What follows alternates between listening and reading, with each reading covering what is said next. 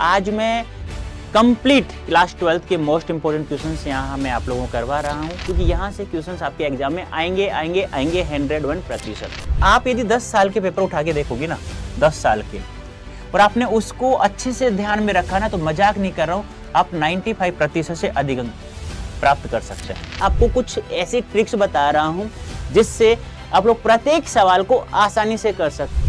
Hello students, कैसे हैं आप सभी? उम्मीद करता हूं सभी स्वस्थ होंगे, मस्त होंगे, आपकी पढ़ाई भी सुचारू रूप से चल रही होगी।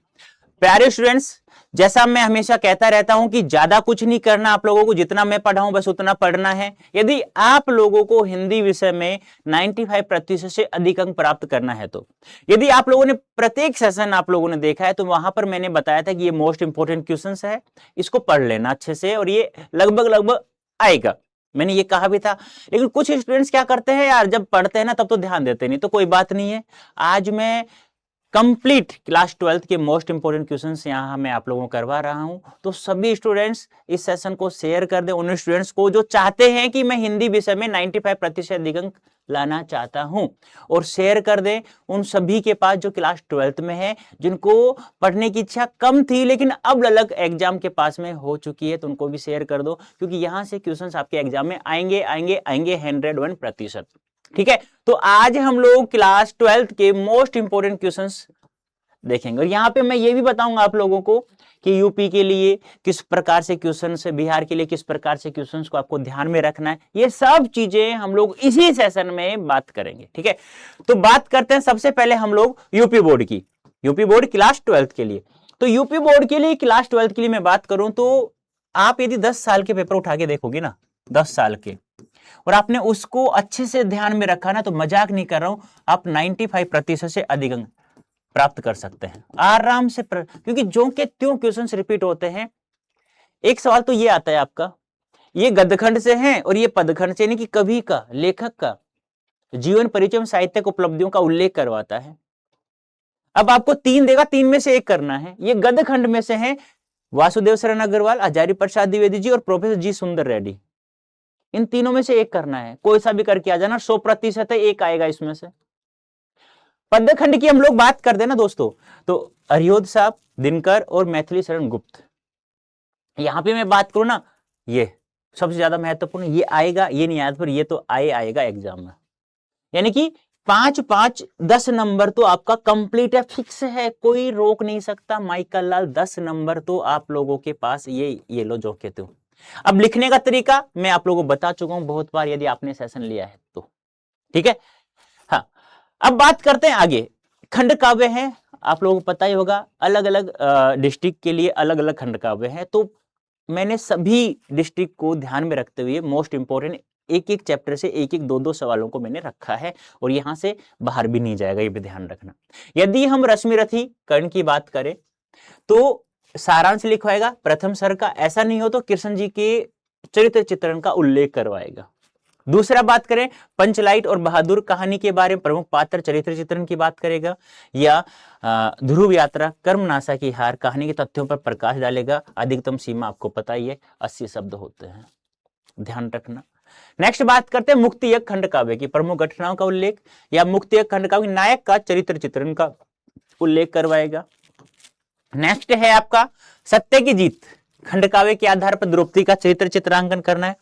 याद रखना, ये सबसे ज्यादा महत्वपूर्ण आपके डिस्ट्रिक्ट के लिए, जो जिसकी बच्चे की सत्य की जीत जहां जहां जिस जिस डिस्ट्रिक्ट में आ रहा है, या विशेषताओं को उल्लेख करवाएगा। तो याद रखना, ये है हमारे, इससे बाहर नहीं जाएगा। एक बच्चा हमारा आलोक वृत्त का, तो आलोक वृत्त खंड काव्य के आधार पर कवि ने किन मानवीय आदर्शों का परिचय दिया है।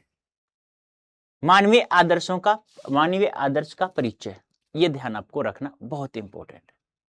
अब एक सवाल आपका देखो, एक तो आता है छंद से, एक आता है रस से, और एक आता है अलंकार से यूपी बोर्ड में। तो इसमें से सेम सवाल कैसे आएगा कि ऐसे आएगा, दोहा छंद क्या है, एक उदाहरण सहित समझाइए। यहां पूछेगा जैसे श्रृंगार रस क्या है, एक उदाहरण सहित समझाइए। श्रृंगार रस का स्थायी भाव क्या है, उदाहरण सहित समझाइए। जैसे यहाँ पे हम लोग बात करें तो आपका महत्वपूर्ण अनुप्रास, यमक, सलेश, तो आप यमक ले लेना, शब्दों की आवर्ती। कि यमक अलंकार क्या है, एक उदाहरण से ही तो समझाइए। ऐसे 2-2 नंबर के सवाल आएंगे और मैंने फिक्स आपको बता रखा है कि आपको ज्यादा भी नहीं, 5 छंद, दोहा, सोठा, चौपाई, हरि गीतिकार, कुंडलिया, ये रस 11 है, 11 के स्थायी भाव और एक उदाहरण याद रख लो। अलंकार 5 को शब्दा अलंकार, जैसे मैं शब्दा अलंकार के अनुप्रास की बात करूं, यमक की बात करूं, श्लेष की बात करूं, ये तो शब्दा अलंकार याद रखना। और अर्थालंकार की बात करूं तो रूपक, उपमा, उत्प्रेक्षा, ये 6 अलंकार में से आपके यहां सवाल आ जाएगा। जैसे करुण रस अथवा वीर रस की परिभाषा उदाहरण दीजिए, ऐसे सवाल आएगा। एक करना है आपको। अनुप्रास उपमा अलंकार का सोदाहरण परिभाषा दीजिए। सोरठा अथवा इंद्र वज्रा छंद की सोदाहरण परिभाषा दीजिए। इस प्रकार से आपसे पूछा जाएगा, अगर आपको करना है। मजाक नहीं कर रहा हूं, यूपी बोर्ड 12th क्लास में 95% अधिक लाना बिल्कुल इजी काम है। आप बस इनको पढ़ते जाना, इनको अच्छे से, इन क्वेश्चंस के आंसर अच्छे से तैयार करना, और प्रत्येक का कैसे लिखा जाता है, कैसे यदि ये किसी को नहीं पता तो कोई बात नहीं है, चैनल से जुड़े रहना। मैं यहाँ पर बताऊंगा किस प्रकार से कवि का साहित्यिक परिचय, जीवन परिचय को उल्लेख कैसे किया जाता है, किसी भी खंड काव्य का सारांश लिखा जाता है, किसी का चरित्र चित्रण लिखा कैसे लिखा जाता है, मैं सब यही इसी चैनल पर मैं आप लोगों को अपडेट देता रहूंगा। ध्यान रखना, किसी को नहीं पता है तो जुड़े रहना है। ये थोड़ा सा मुझे, क्योंकि बार बार है, कहीं से कोई भी कुछ भी दे सकता है, लेकिन मुझे जो अच्छा लगा है वो मुझे अच्छा लगता है, ये सबसे अच्छा बेस्ट ये, ठीक है। और तो आप लोग देख लीजिएगा, साहित्य और समाज है, भारतीय परिवार में नारी का महत्व है, गोस्वामी तुलसीदास है, देश में बेरोजगारी की समस्या है, वृक्षारोपण का महत्व है, देश की समृद्धि विकास में समाचार पत्रों की भूमिका। तो ये मुझे सबसे बेस्ट लगा। एक डायरेक्ट आ सकता है कि भारत में समाचार पत्रों की भूमिका का उल्लेख या भूमिका, बस इतना ही आ सकता है, तो ये ध्यान रखना। और पत्र लेखन की तो हम लोग क्या बात करें, वो तो 3 में से कोई भी एक ध्यान रखना है। क्या तो आपको नियुक्ति के लिए, या बैंक से आपको ऋण लेना है, उधार पैसा लेना है, या गांव की सफाई के लिए। और ये भी मैंने आप लोगों को एक एक आराम तीनों में करवा दिया है, और वो भी औपचारिक है, अनौपचारिक आपका आएगा नहीं। फिर भी आ जाए तो अनौपचारिक भी मैंने बता रखा है, आप लोगों को अच्छे से ध्यान में रखना है आप लोगों को, ठीक है। फिर भी किसी को किसी भी सवाल में कोई डाउट है तो सेशन के कमेंट बॉक्स में अवश्य लिख करके मुझे अवगत कराएं, जिससे उसका समाधान नेक्स्ट सेशन में मैं करवा सकूं, ठीक है। ये तो था हमारा यूपी बोर्ड का। अब बात करते हैं हम लोग बिहार बोर्ड की। किसकी बात कर, सॉरी, अब बात करते हैं हम लोग बिहार बोर्ड की। किसकी बात करते हैं? बिहार बोर्ड क्लास 12th की। तो यहां पे देखिए, उसने कहा था कहानी का केंद्रीय भाव, लहना सिंह, होरा, याद होगा वजीरा सिंह। लहना सिंह ने बोधा के प्रति किस त्याग का परिचय दिया था? 2 सवाल यहाँ पे मुझे अच्छा लगा, यहां से सवाल आ सकता है। फिर संघर्ष समितियों से जयप्रकाश नारायण जी की क्या अपेक्षाएं थी? नारी की पराधीनता कब से आरंभ हुई? प्रवृत्ति मार्ग निवर्त, ये सवाल आएगा बेटा, वेरी वेरी इंपॉर्टेंट। अर्धनारीश्वर पाठ का सारांश, वेरी वेरी इंपॉर्टेंट। जो मैं ज्यादा इंपॉर्टेंट बताता हूं ना, उसको तो अच्छे से कवर करना है आप लोगों को, ठीक है।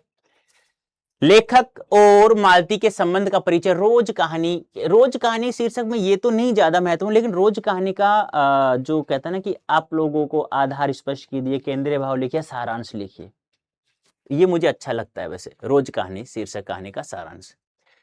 भगत सिंह ने अपनी फांसी के लिए, ये भी बहुत अच्छा है, उसी समय को क्यों चुना, वेरी वेरी इंपॉर्टेंट, ध्यान रखना इसको।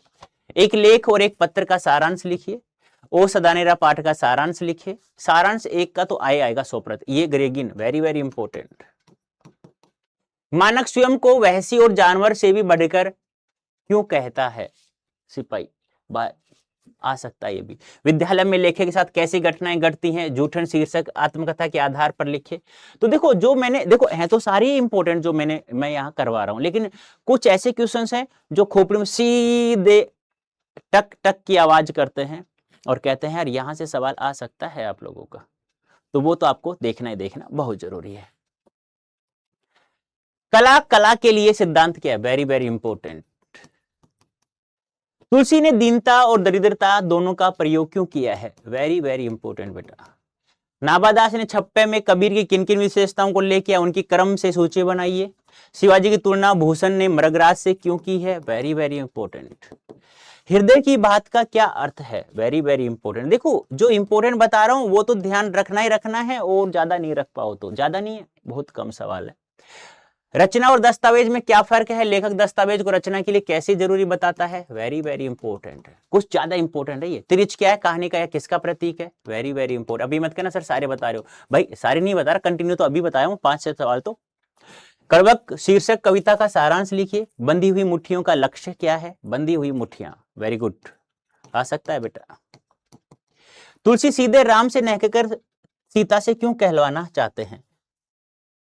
और एक और सवाल ऐसा ही है कि राम से ना कहकर सीता से ही क्यों कहलवाया? एक ये भी अच्छा है। अब ये तो क्वेश्चन थे आप लोगों के जो बिहार में जो आपको कहते हैं ना डेस्क्रिप्टिव लेटर राइटिंग के सवाल थे, यहां से सवाल आप लोगों के आ सकते हैं। थोड़ा मेहनत मैंने किया है, थोड़ा मेहनत आप लोग करना। आप और हम अवश्य 100% सफल होंगे, 95% अधिक अंक जरूर लेकर हम लोग आएंगे, ये वादा है मेरा आप लोगों से। अब बात करते हैं, कुछ एमसीक्यूज भी मैंने रखा है कि उसने कहा था किस वर्ष की रचना है, लहना सिंह किस देश की ओर से युद्ध कर रहा था, पलटन का विदूषक कौन था, ये कौन सी कहानी हिंदी कहानी विकास मील का पत्थर मानी जाती है, जयप्रकाश जी जब वेल्लोर अस्पताल जा रहे थे तो वे कहाँ रुके थे, संपूर्ण क्रांति के रचनाकार कौन है, लोकनायक किसे कहा जाता है, रेणु जी की रचना कौन सी है, ठीक है, जयप्रकाश नारायण ने संपूर्ण क्रांति वाला ऐतिहासिक भाषण कहाँ और कब दिया था, ठीक है। ये कुछ सवाल हैं आप लोगों के लिए। और एक बात और बता देता हूं, ये तो कुछ महत्वपूर्ण थे, मोस्ट इंपोर्टेंट थे। अब मैं आपको कुछ ऐसी ट्रिक्स बता रहा हूं जिससे आप लोग प्रत्येक सवाल को आसानी से कर सकते हैं, वो सारांश रूप में। देखो आपका कोई भी चैप्टर है, सबसे पहले मैं पद्य खंड की बात करता हूं। किसकी बात करता हूं? पद्य खंड की। अब देखो इसको पढ़ने का एक तरीका होता है, प्रत्येक बच्चे को पद्य खंड में दिक्कत आती है, गद्य में किसी को नहीं आती क्योंकि पढ़ लेता है, आंसर कर लेता है। पद खंड में क्या करना है, जैसे मैं हमेशा कहता हूं कोई भी पद आ जाए उस पद का सबसे पहले आप लोगों को आदर्श उच्चारण करना है। क्या करना है? आदर्श उच्चारण करना है। उसके बाद यदि उसके शब्दार्थ हैं तो शब्दार्थ को ध्यान से पढ़ो अच्छे से, और उसके बाद उसकी व्याख्या भावार्थ करो। ये जो कार्य करना, ये हमें कितनी बार करना है बेटा? 2 बार करना है दोस्तों। कितनी बार? 2 बार। पहले पद पढ़ेंगे, फिर शब्दार्थ पढ़ेंगे, फिर उसकी व्याख्या करेंगे। ये कार्य आप लोगों ने कर लिया तो प्रत्येक पद कविता है वो आपको कहानी के रूप में याद हो जाएगी 101%।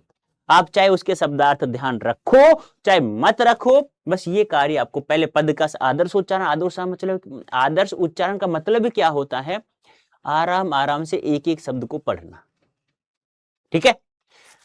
नेक्स्ट बात करते हैं हम लोग गृह कार्य में। आपको जितने भी क्वेश्चंस मैंने आप लोगों को दिया, यहां पे जितने भी क्वेश्चंस दिया है उन क्वेश्चंस को सबसे पहले कम से कम 3 या 4 बार उनके आंसर जो है ना, आंसर है उनको रीड करना है 3 या 4 बार, कम से कम 3 या 4 बार। फिर बिना देखे कम से